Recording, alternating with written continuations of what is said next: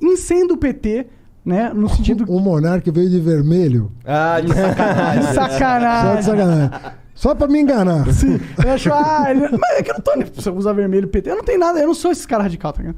Mas tipo... Eu tô vendo que não. Por que a maconha não tá legalizada?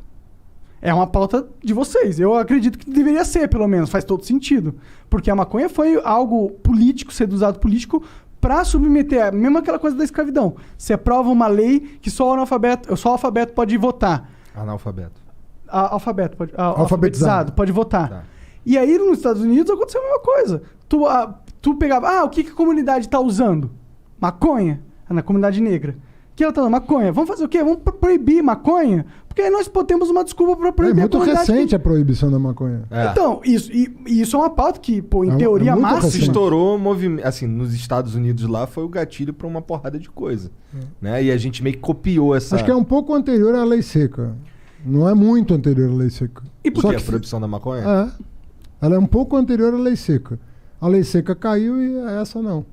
Então por que o PT não batalhou nesse sentido, por exemplo? Porque uma das frustrações do gordinho médio do Brasil é que, porra, o PT fala que tem essas pautas de esquerda, mas milhares de pautas de esquerda que são muito importantes, ele não deu...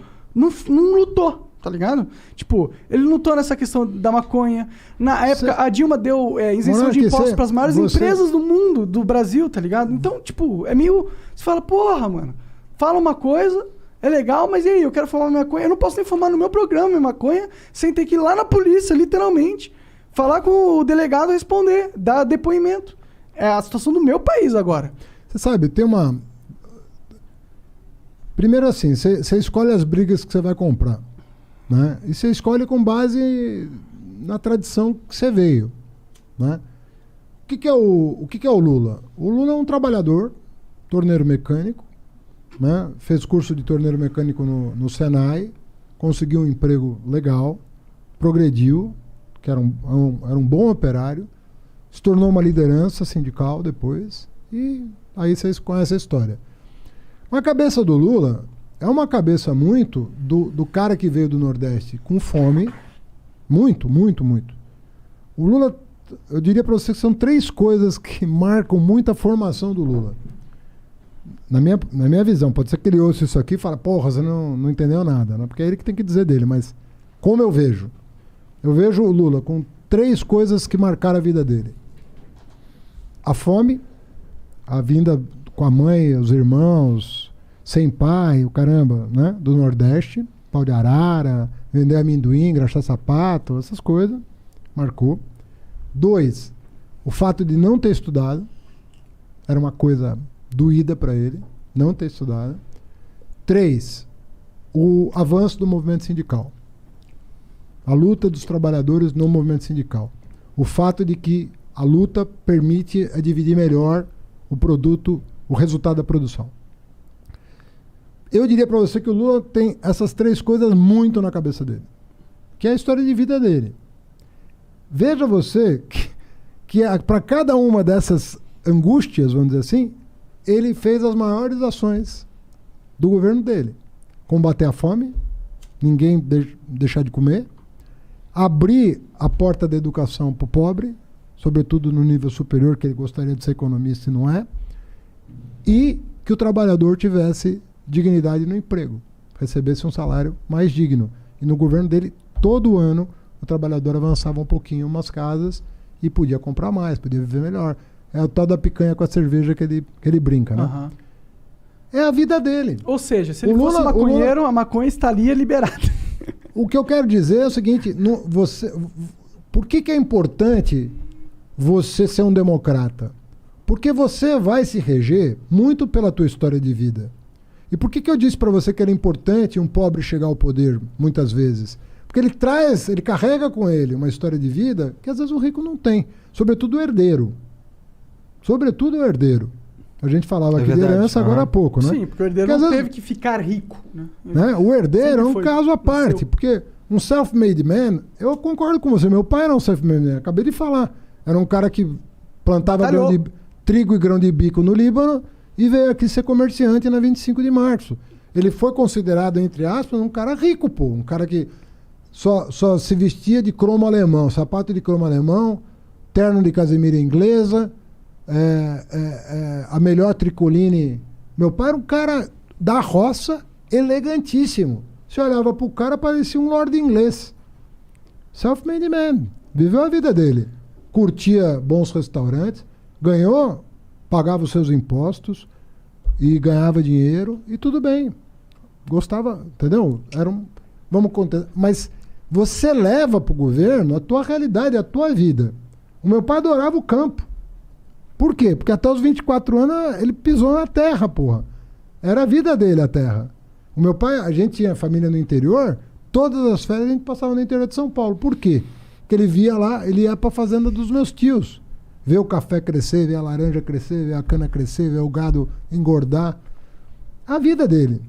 Ele não tá muito ligado a essas pautas de drogas. Então, você tá dizendo. o Lula comprou as brigas que ele achava Que eram importantes pra alma dele, no pela momento. experiência dele, que eram as coisas mais importantes do mundo.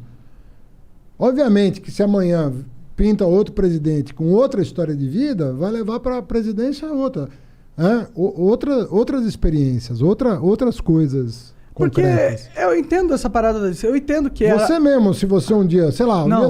Não, mas vamos supor que você um dia enche o saco e fala, quer saber? Cansei de Tô ganhar com dinheiro. 40 anos, tô rico, vou ajudar o Brasil. Você é um cara talentoso, você é um cara que chama público, de repente você tem voto pra caramba.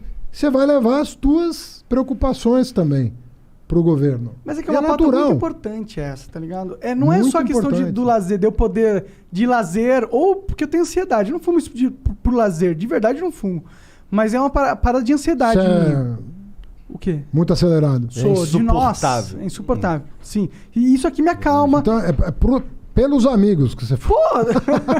Não, é por mim, Obrigado, por- moleque. Mas eles acabam se beneficiando. Mas, tipo, isso é uma coisa. Mas o problema da criminalização das drogas vai muito além. Claro, a gente vê o que está acontecendo. É a questão de. É uma desculpa para você criminalizar o jovem de periferia. É uma desculpa, não é? A maioria das pessoas que estão presas agora é por quê? Por que elas estão presas? Acho que é 1/3. Deve ser tráfico, deve ser algo assim. E é algo que, pô. Não, a e o gente grande não- traficante não está preso. Claro, isso que é que o a gente AS, sabe. deu desculpa. O grande traficante não está preso. Sim, exato. Então, pô, não é uma pauta que tem a ver só, o Lula não é assim. É uma pauta importante até para as pessoas. Tem pessoas perdendo a liberdade. Outra coisa importante, eu ia dizer, primeiro é a tua história de vida. A segunda coisa que te faz comprar as brigas é a chance de sucesso. Sabe? Sim, o Brasil é muito conservador nesse sentido. Muito. É difícil você comprar brigas sem nenhuma chance de sucesso. Sabe por quê? Você só vai ficar com desgaste. Ninguém vai te cumprimentar porque você tentou. Mas será que se você essa perdeu. tentativa não cria chance no futuro? Olha, a impressão que eu tenho é que essas pautas mais delicadas, que mexem com valores, que mexem com o imaginário das pessoas sobre família, sobre segurança da família, sobre... Isso tem muito, você tem razão, tem muito mal entendido sobre isso. As pessoas não conseguem compreender como melhorar a situação sem aumentar risco para ninguém, pelo contrário, diminuindo os riscos, né? Então tem muita incompreensão sobre isso. E é um processo... O Brasil, certamente, na América do Sul, talvez seja um dos países mais atrasados na discussão dessas agendas. Mas você vê que o nosso Congresso, qual a chance de vingar hoje, na circunstância Será que não atual? tem? Se mostrar o quanto que os gringos estão ganhando dinheiro com essa porra. É Hoje muita no grana. Congresso, É muito zero. imposto, velho. É muito... Sabe quanto de imposto a Califórnia ganha por mês? Só de venda de maconha é 3 bilhões de dólares, meu irmão. Por mês? Por mês. Dá 36 bilhões de dólares No por ano. ano. É o que eu tô te falando. O Uruguai É do agora mundo foi mundo. nessa linha. Porque é o É seguinte, que o Uruguai, eu tava falando pra você ele. sabe qual foi o erro do Uruguai também, né? O erro? É, O você sabe. Estado Você não sabe? controla a produção, caralho. Ah, isso eu não sabia. É um erro do Uruguai. O Uruguai, Tipo, hoje o em dia, se eu Estado quiser controla- plantar na minha casa e vender, eu não posso. Eu tenho que ter uma autorização. Tem que ser uma farmácia pra vender, entendeu? Isso é muito ruim. Porque o que Não acontece? é como na Holanda. Não, como nos Estados Unidos. Você restringe demais a demanda. Quando você. A oferta. Quando você restringe a oferta, o que as pessoas vão fazer? Tem uma demanda. Se a oferta legal não supre a demanda vai comprar ilegalmente. Você sabe que teve uma lei em 2006 que queria flexibilizar o lance do porte, né? Do cara com baseado não ser preso. E a lei tinha essa intenção, mas ela foi escrita de um jeito que deu mais poder ainda para a repressão. Ao invés de gerar o efeito contrário, gerou o efeito de merda. Reforçar a repressão. E aí você teve mais prisões. Hoje você está com as penitenciárias lotadas e você vai ver assim, bom, é o traficante que eu peguei? Não, é o cara que estava com um beckzinho ali na esquina e que ele era negro, tomou ele um tapa na orelha, respondeu às vezes para a autoridade, já foi por desacato, já deu a confusão toda. Não tem uma estatística que 50% dos casos não foram nem julgados ainda? Ah, é 40%. Que absurdo! Eu tô na cadeia, eu não sei nem por que eu tô na cadeia, o Estado nem sabe por que eu tô na cadeia, o Estado nem foi averiguar o porquê eu tô na cadeia, se tá justificado eu estar na cadeia, não tá justificado. Não é um absurdo isso? E a guerra contra as drogas é um grande combustível dessa parada, entendeu? Imenso. Mas... Não, tem muita coisa. Agora, é fruto também de amadurecimento da sociedade. A sociedade brasileira é muito conservadora, né? Se a gente fizesse um plebiscito, tu acha que ia ser... Não acho. Já teve várias pesquisas sobre isso. Não pior que eu também acho que não liberariam. Bom, então aí nesse caso, não dá pra gente forçar, né? Se você... Não dá pra forçar, dá pra gente conversar com as pessoas e explanar os motivos pelos quais seria muito mais inteligente a gente legalizar. Existem vários caminhos para ir abrindo um pouco essa discussão. O primeiro caminho é da sociedade. A sociedade e mudando a cabeça e vendo assim, o que é melhor para a sociedade. Essa mortandade que está acontecendo aí em torno de uma coisa... Né? Normal, como o álcool, natural.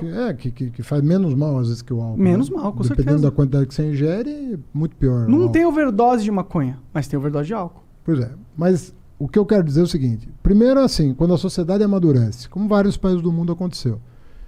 Segundo, quando o Congresso está mais aberto a esse tipo de discussão, sem a malandragem de botar o dedo na cara de um cara que está defendendo uma posição, dizendo que você é contra a família, você é contra isso, você é contra aquilo, você é maconheiro. Porra, às vezes o cara tá falando, cara, esse não é o caminho. Não é esse o caminho. Eu nem fumo essa porra. Eu não quero ficar prendendo jovens negros de periferia. É isso. Então se um cara fala, eu nunca botei maconha na boca, mas eu sou contra prender um cara que pôs, o cara já vai ser taxado de maconheiro, já vai perder voto, já vai isso, já vai aquilo. Então, já vai... o Eduardo Jorge, né? Já vai por aí. Terceiro ponto. Em alguns países, as cortes constitucionais decidiram. Com que alegação? O direito de minoria. Fala, pô, o monarca aqui não está fazendo mal para absolutamente ninguém. Se ele fizer, ele vai responder pelo ato. Mas isso que ele está fazendo aqui, pode estar fazendo mal para ele. Mas ele não está fazendo a partir disso mal para ninguém. Se ele matar alguém, se ele matar alguém, vai responder por homicídio. E talvez até agravado pelo fato de ter... entorpecido no momento. De estar ter ingerido entorpecente. Então, às vezes as cortes constitucionais no mundo, algumas chegaram a dizer o seguinte, olha, a lei não pode dizer isso. Eu não posso... Porque o direito